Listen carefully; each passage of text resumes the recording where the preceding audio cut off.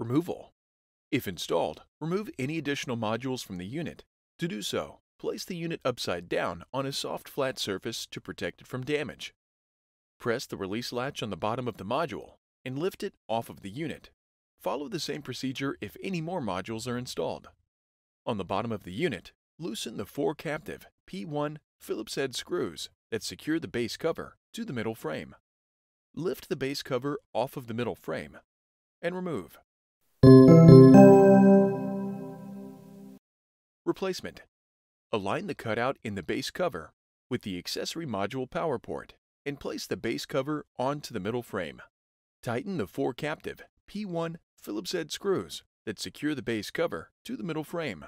If any additional modules were installed, replace them by lining up the power ports and edges of each device and pressing the module into place until the release latch clicks.